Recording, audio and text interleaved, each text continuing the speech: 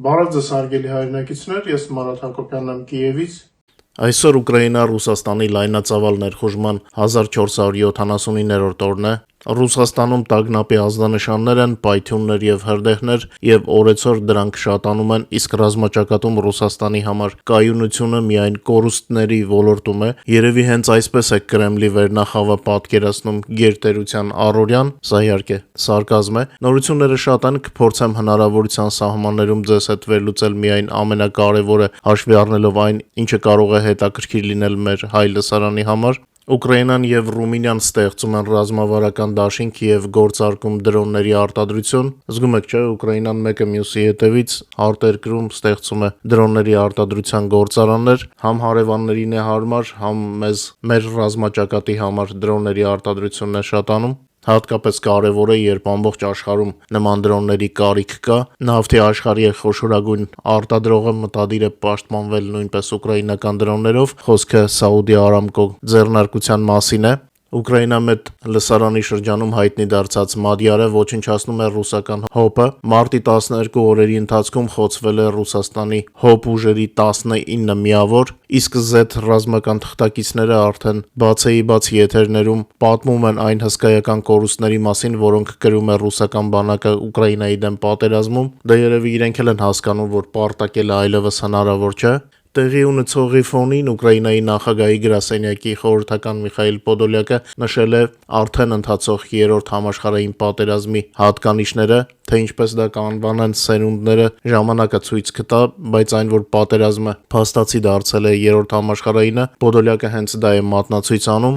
Լոնդոնում արդեն հայտարարել են Պուտինի թաքնված ձեռքի մասին բրիտանական զինվորականներով բազային Իրանի հարվածից հետո։ Իդեպ Կրեմլը տեղեկատվական արշավ է սկսել Հունգարիայում, Մոսկվան վախենում է առաջիկա ընտրություններում հունգարական ընդդիմադիր ուժերի հաղթանակից, ինչը Ռուսաստանի համար աղետալի կլինի։ Կրեմլը, ինչպես իր նախկին հովանավորյալները Իրանում, փորձում է կենսունակության պատրանք ստեղծել, թեև ռուսական էլիտաներն արդեն սկսել են մտածել հետ պատերազմյան իրականության մասին առանց Պուտինի վարչակարգի։ Նախորդին Իրանը հեռարձակեց նոր հոգևոր առաջնորդի այսպես կոչված առաջին ուղերձը արևմտյան մամուլի այն հրապարակումների ֆոնին, թե Իրանի նոր առաջնորդը կոմայի մեջ է եւ իբր նա կորցրել է 1 կամ նույնիսկ 2 ոտքը։ Այստեղ երկու դեպքում էլ հաստատում է պետք, քանի որ Արևմուտքի եւ Իսրայելի կողմից նման տեղեկատվությունը կարող է լինել ինֆորմացիոն ճնշում, իսկ Իրանի կողմից կենսունակության պատկերում իսլամիստների վարչակարգի կողմնակիցների բարոյական ոգին պահպանելու համար։ Զգում եք, չէ՞, ինչ նման է Պուտինի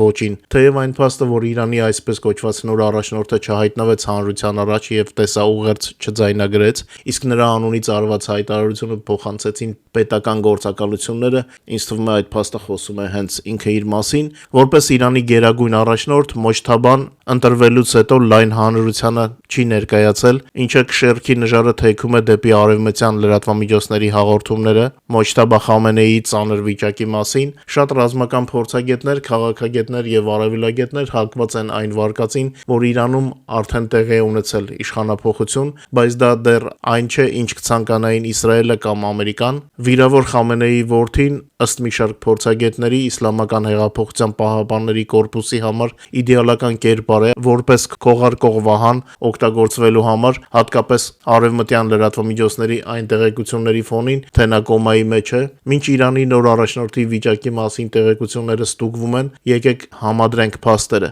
Թեև ըստ օրենքի Իրանը պետք է կառավարի գերագույն առաջնորդը Ռախբարը, ուժերի իրական հավասարակշռությունը վաղուց շեղվել է դեպի Իսլամական հեղափոխության պահապանների կորպուսը։ Իսլամական հեղափոխության պահապանների կորպուսը պարզապես բանակ չէ, այլ հսկայական նաև բիզնես կայսրություն։ Նրանք վերահսկում են շինարարությունը, էներգետիկան եւ հեռահաղորդակցությունը։ Նրանց համար կենսականորեն կարևոր է պետության գլխին ունենալ մի մարդու, ով չի իրականացնի իրենց եկամուտներին սպառնացող բարեփոխումներ։ Ճգնաժամային պահերին բողոքի ցույցեր, արտաքին սպառնալիքներ, հենց Իսլամական հեղափոխության պահապանների կորպուսն է պահում վարչակարգը։ Դա նրանց ձայնի իրավունք է տալիս ժառանգորդի ընտրության հարցում։ Ամենայն հավանականությամբ նրանք կսատար են առավելագույնս լոյալ եւ կանխատեսելի կերպարի, ում հեշտ կլինի մանիպուլյացիայի ենթարկել, գտնել մի կերպար, ով կունենա այնպիսի կրոնական հեղինակություն, ինչպիսին ունեին Խոմեյնին կամ Խամենեին, այժմ գրեթե անհնար է։ Թույլ ռախբարի պայմաններում կառավարման իրական լծակները անխուսափելիորեն անցնում են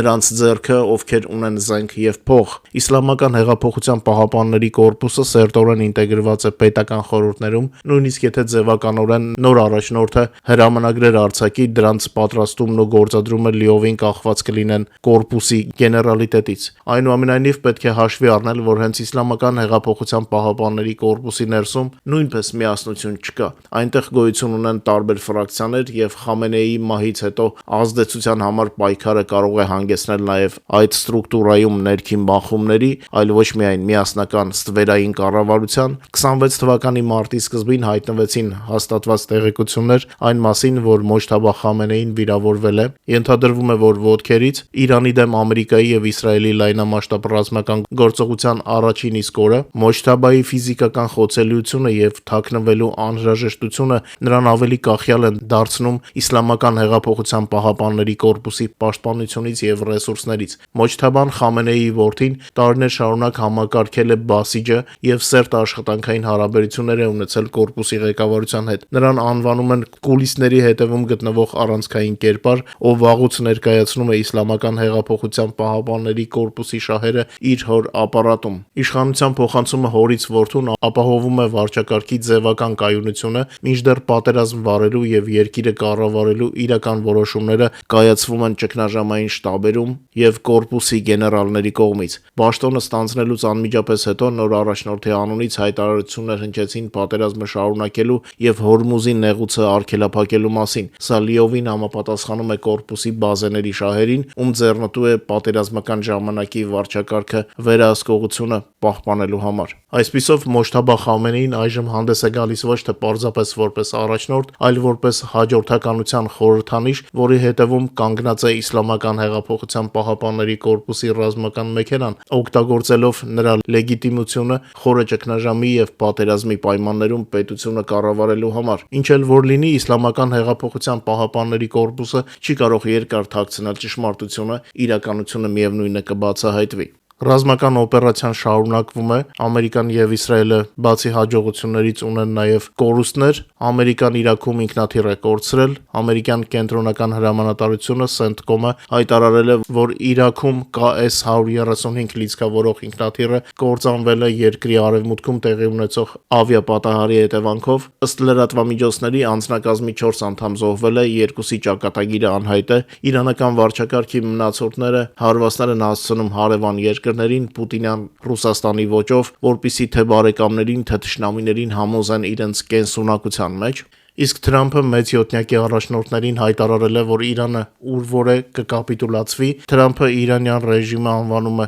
քաղցկեղային ուռուցք, որը սպառնում էր բոլորին եւ ասում է, որ ինքը ազատում է բոլորին այդ ուռուցքից։ Թրամփի կարծիքով Իրանի նոր գերագույն առաջնորդ Մոջթաբա Խամենեին դեռևս ողջ է ինչ-որ տեսքով, չնայած այն բանին, որ Ամերիկայի հետ պատերազմի ֆոնին պաշտոնը ստանձնելուց ի վեր նրան հրապարակայնորեն չեն տեսել։ Իսկ այսօր արդեն ուրբաթ օրը իր սոցիալական ցանցում արված հրապարակման մեջ Թրամփը հայտարարել է, որ Ամերիկան լիովին ոչնչացնում է Իրանի ահաբեկչական վարչակարգը ռազմական, տնտեսական եւ այլ առումներով։ Այս թեմային երեք եմ անդրադարձել Ամերիկայի եւ Իսրայելի նոր պլանին, ովքեր դեռ չեն տեսել, անպայման դիտեք երեկվա եթերը, YouTube-ում նորից ինչ-որ բաներ են փոխվում, այնպես որ խնդրում եմ ուշադիր եղեք եւ ամենակարևորը մաքսիմալ տարածեք մեր եթերները, որպեսզի ավելի շատ մեր հայրենակիցներ ավելի լավ տեղեկացված լինեն։ Թրամփի եւ Նեթանյախուի խոսքերը հաստատում են Իրանին հասցվող նոր ուժգնացող հարվածները, եթե առաջին օրերին նավթային ենթակառուցվածքները Ամերիկայի եւ Իսրայելի թիրախում չէին, ապա վերջին օրերին հարվածներ են հասցվում նաեւ դրանց։ Այսօր իրանական Բելուջիստան նահանգում հարձակում է տեղի ունեցել վառելիքային հատվածի ռազմավարական կարևոր օբյեկտի վրա, տեղի նավթապահեստարանին հասցված դիպուկ հարվածի հետևանքով բռնկվել է հզոր հրդեհ, որն ընդգրկել է վառելիքի մի քանի պահեստարաններ, պայթյուններ են հնչել նաեւ իրանական Դիզֆուլ եւ Իսլամշեհր քաղաքներում։ Իդեպ լրատվամիջոցներում տեղեկություններ են տարածվում Իրանի մայրաքաղաքում նախկինում անհայտ զինատեսակի կիրառման մասին, հաղորդվում է, որ հարվածը կարող է հասցված լինել էլեկտրամագնիսական զայնքի կիրառմամբ, որն ուղղված է էլեկտրոնային համակարգերի շարքից դուրս բերմանը եւ մարդկանց օրգանիզմի հետ անբացատրելի երևույթներին, նմանատիպ հրապարակումներ եղել էին նաեւ Վենեսուելայում Ամերիկայի գործողությունից հետո։ Եվրոպական մայրցամաքի երկրները ապրում են իրենց օրակարգով, Շվեդիայի առափնյա պահպանությունը մեկ շաբաթվա մեջ արդեն երկրորդ անգամ իր տարածքային ջրերում բերման է ենթարկել ռուսական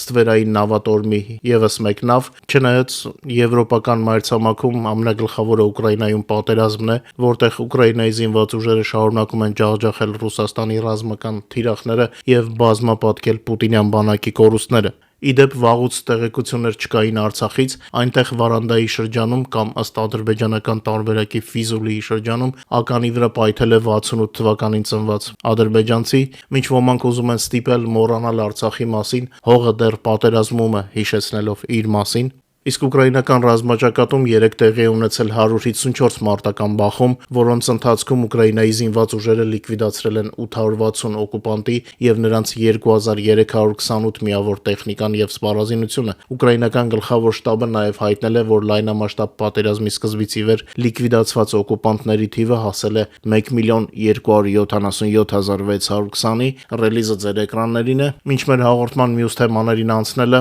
խնդրում եմ օգտագործել YouTube-ի գործիքները մեր եթերի առաջ խաղացմանը նպաստելու համար։ Խնդրում եմ լայքեք եւ եթե հնարավոր է կիսվեք մեր հեռարձակմամբ սոցիալական ցանցերում։ Հիշեցնեմ նաեւ, որ օրը 24 ժամ գրեթե կարող եք տեղեկանալ Ուկրաինայի եւ Ուկրաինայի շուրջ նորությունների մասին մեր Telegram-յան ալիքից, QR կոդը ձեր էկրաններին է։ Իսկ ես իմ շնորհակալությունն եմ հայտնում ձեզ ամենօրյա աջակցության համար, ձեր լայքերով եւ մեր հեռարձակումը տարածելով սոցիալական ցանցերում շատ մեծ օգնություն եք ցուցաբերում, ինչի համար շատ շնորհակալ եմ։ Իդեպ տեսնում եմ, որ ռուսական եւ Իրանի իսլամիստների ռոպագանդայի տակ մեր շատ հայրենակիցներ խառնել են թացը չորի հետ։ 3 մեկնաբանություններում որոշ մոլորյալներ նույնիսկ Իրանը Ուկրաինայի հետ էին համեմատում։ Դա նույնն է, ինչ Պուտինյան Ռուսաստանը Ուկրաինայի հետ համեմատես։ Իրանը Ուկրաինայի պես խաղաղ չէր ապրում իր համար, որ նրա վրա հարձակվեցին դրսից։ Իրանը ինքն էր իր պրոքսիների միջոցով թիրախավորում Իսրայելը եւ արևմտյան դաշնակիցներին, Համասի, Հեզբոլլահի, Հութիների եւ այլոց միջոցով։ Ոչինչ չի հիշեցնում, պարոնայք։ Դոնեցկի եւ Լուգանսկի սեպարատիստները, որոնք Մոսկվայի թելադրանքով տարածքներ էին պոկում Ուկրաինայից,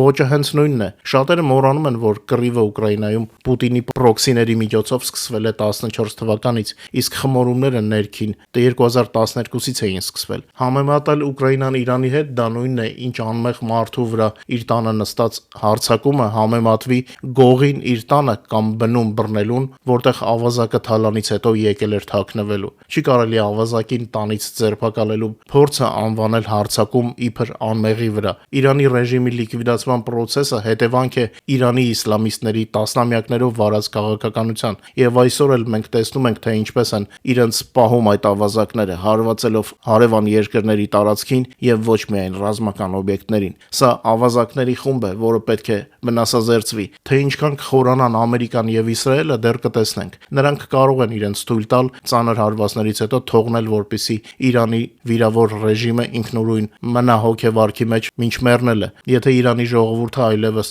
իր մեջ ուժ չգտնի պայքարելու ռեժիմի դեմ, Իսրայելն ու Ամերիկան կարող են իրենց դա թույլ տալ։ Իսկ մեզ հայերիս պետք է լավ հարևան, կանխատեսելի եւ դեմոկրատ հարևան։ Այդ մեզ է իրանցիներից հետո բոլորից շատ պետք Իրանում նորմալ կառավարություն, այլ ոչ թե այսօրվա տերորիստների իշխանության տարիներով հոգեվարքը։ Իրանում անկայունությունը դա խնդիր է Հայաստանի համար։ Իսկ այն մարդկանց, ովքեր փորձում են պաշտպանել Իրանի իսլամիստներին, պետք է հասկանան, որ դա խայտառակություն է։ Չեն կարող մեր ազգի ներկայացուցիչները, առաջին քրիստոնեությունը ընդունած ազգի ներկայացուցիչները իրենց գլխին մազերը պոկել իսլամիստ տերորիստներին պաշտպանելու համար։ Դա Մարգո Սիմոնյանիզմ է, եւ ցանկացած ոք պետք է իրեն հաշիվ տա սոցիալական ցանցերում, այսինքն արտաքին դաշտում տարատեսակ կարծիքներ հայտնելուց առաջ։ Հիմա երբ աշխարհում ամեն ինչ լարված է, պետք չէ որպեսզի Հայաստանը կամ հայերը ասոցացվեն Իրանի իսլամիստների հետ։ Ցանկացած հայ այս պահին դեսպան է եւ մեր վարքից է կախված, թե ինչպիսին կլինի վերաբերմունքը մեր հայրենիքի հանդեպ, Հայաստանի հանդեպ։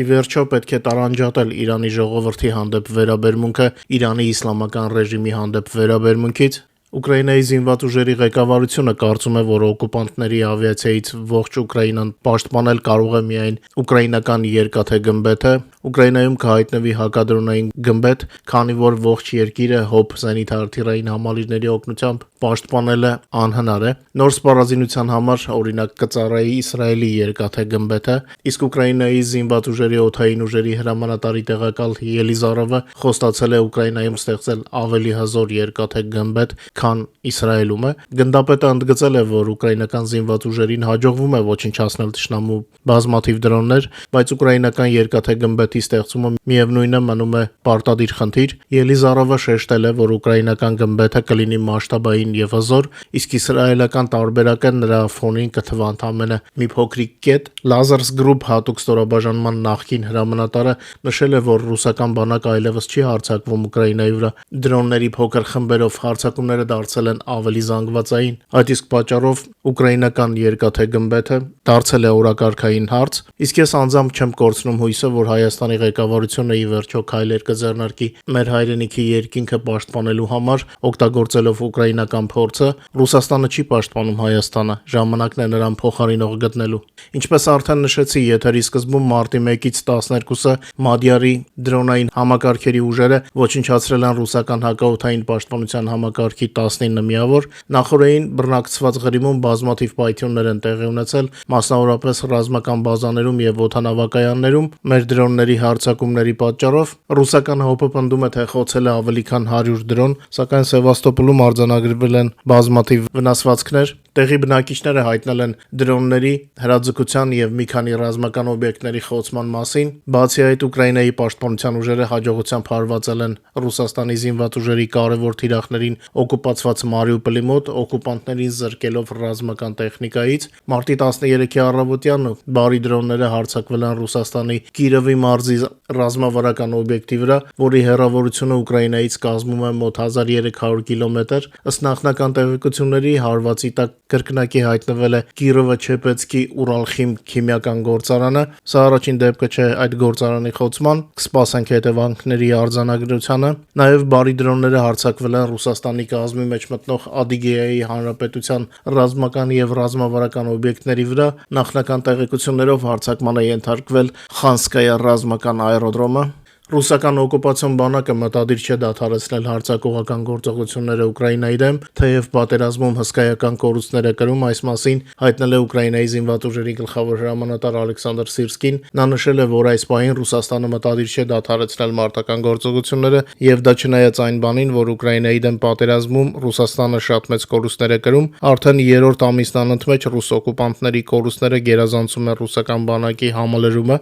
Ուկրաինական զինված ուժերի գլխավոր շտաբի տվյալ 22 թվականի փետրվարի 24-ից մինչև 26 թվականի մարտի 13-ը ռուսական օկուպացիոն բանակը Ուկրաինայի դեմ պատերազմում կորցրել է ավելի քան 1.2 միլիոն մարդ սպանվածների եւ վիրավորների տեսքով։ Նաեւ ուկրաինացի մարտիկները ոչնչացրել են ավելի քան 11700 տանկ, ավելի քան 24200 զրահապատ մարտական մեքենա, խոցել են 435 ինքնաթիռ եւ 349 ուղղաթիռ։ Մարտի 13-ի գիշերը Ռուսաստանը Ուկրաինայի վրա հարձակվել է բալիստիկ հրթիռով եւ 126 դրոններով։ Ուկրաինայի հոբ ուժերը ոչնչացրել են թիրախների մեծ մասը, սակայն կան հարվածներ եւ տուժածներ։ Ուկրաինայի օդային ուժերին հաջողվել է խոցել կամ ճնշել 117 դրոն։ Թշնամու գնդակոծությունները տեղի են ունեցել Դնեպրոպետրովսկի եւ Չեռնիգովի մարզերում։ Արձանագրվել են բալիստիկ հրթիռի եւ 8 հարվածային դրոնների խոցումներ 7 տեղանքներում, ինչպես նաեւ խոցված դրոնների բեկորների անկում 5 վայրում։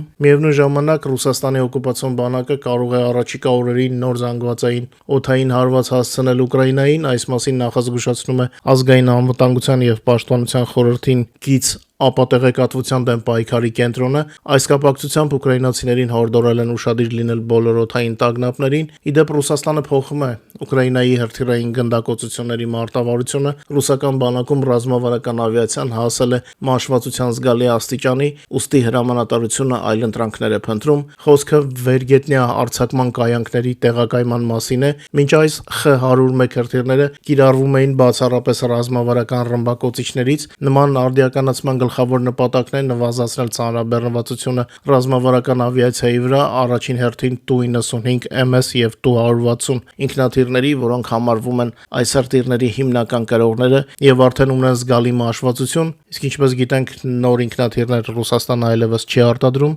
խոսքը Tu սերիայի մասին է։ Մոտ ժամանակներս ռուսական հրամանատարությունը պլանավորում է արձակման նոր համակարգերի փորձարկումներ։ Միևնույն ժամանակ կրեմլյան քարոզիչները սկսել են բացահայտորեն խոստովանել իրենց ռազմատիեզերական ուժերի թույլ արդյունավետությունը Մերձավոր Արևելքում ամերիկյան ավիացիայի լիակատար գերիշխանության ֆոնին, Մերձավոր Արևելքի վերջին իրադարձությունների ֆոնին, նույնիսկ ամենաարմատական ռուսամետ Z բլոգերները սկսել են ընդունել ռուսական ավիացիայի գլոբալ խնդիրների փաստը, առիթը դարձել են այն արդյունավետ հարվածները, որոնք ամերիկյան եւ իսրայելական ավիացիան հասցնում են Իրանի օբյեկտներին։ Կրեմլամետ հայտնի բլոգերներից մեկը Ասվիդամիցելը նշում է, որ իսկական գերիշխանությունը հենց այդպիսի տեսք ունի, երբ ինքնաթիռներն ազատորեն աշխատում են անմիջապես հակառակորդի տարածքի վրա, նրա հոբը ճնշելուց հետո։ Իր հերթին Ռուսաստանի Դաշնությունը ի վիճակի չէ նման գործողություն իրականացնելու թույլ հետախուզության, կազմակերպչական խնդիրների եւ ավիացիայի որոշ տեսակների սովորական պակասի պատճառով, որպես օրինակ բերվում է ուկրաինական Ստարոկոնստանտինով աերոդրոմի պատմությունը, չնայած պատերազմի բոլոր 4 տարիների ընթացքում հրթիռներով եւ դրոններով իրականացվող կանոնավոր հարվածներին ուկրաինական ավիացիան շարունակում է ակտիվորեն օգտագործել Ստարոկոնստանտինովի աերոդրոմը։ Նմանատիպ իրավիճակ է ստեղծվել նաեւ Ուկրաինայի էներգետիկ համակարգի հետ, որը ինչպես նշում է բլոգերը, այդպես էլ չհաջողվեց շարքից դուրս բերել պատերազմի տարիներին։ Ասեք, որ հաճելի է լսել ռուսների նվնվոցը եւ հատկապես որ նրանք արդեն խոստովանում են իրենց անկարողությունը։ Միևնույն ժամանակ Անկարան կրկին սկսել է սպառնալ Իրանին, Թուրքիան իր տարածքին Իրանի կողմից հասցվող նոր հարվածները կդիտարկի որպես սպառնալիք իր անվտանգությանը եւ կարձագանքի համապատասխան ձևով, նշում են թուրք բարձրաստիճան պաշտոնյաները։ Մինչ այժմ Թուրքիան Իրանի կողմից իրականացվող օդային գնդակոծություններին արձագանքում էր զուսպ դիվանագիտական ճանապարհով։ Անկարայի հռետորաբանության խստացումը կարող է կապված լինել ինչպես ՆԱՏՕ-ում միասնություն պատկերելու փորձի հետ, այնպես էլ կարող է ազդանշան լինել Իրանում իսլամիստական վարչակարգի մնացորդների թուլացման մասին։ Ակնհայտ է մեկ բան՝ Թուրքիան, իսկ նրանից հետո նաև Ադրբեջանն ու իրենց պրոքսիները Իրանում կակտիվանան այն ժամանակ, երբ զգան Իրանի թուլությունը։ Ընդ որում չմոռանանք, որ մեր պատերազմը շարունակվում է եւ ուկրաինական բանակը օրեցօր ավելացնում է ռուս օկուպանտներին հասցվող հարվածների քանակը։ Հենց հիմա մեր եթերը պատրաստելու ժամանակ բարի դրոնները գրոհում են Կուրսկի մարզը։ Կարծում եմ օրվա ընթացքում նման հարձակումները շատ կլինեն։ Այսքանով ավարտեմ մեր ուրբաթ օրվա եթերը։ Շնորհակալ եմ, որ մեզ հետ եք, խնդրում եմ չմոռանալ լայքել եւ տարածել մեր եթերները սոցիալական ցանցերում, իսկ նրանց, ովքեր դեռ բաժանորդագրված չեն մեր ալիքներին, խնդրում եմ անպայման բաժանորդագրվեք։ Ձեզ լավ հանգստյան օրեր եմ մաղթում, մինչ նոր հանդիպում, բարով մնաք եւ ամենագլխավորը՝ անփորձանք։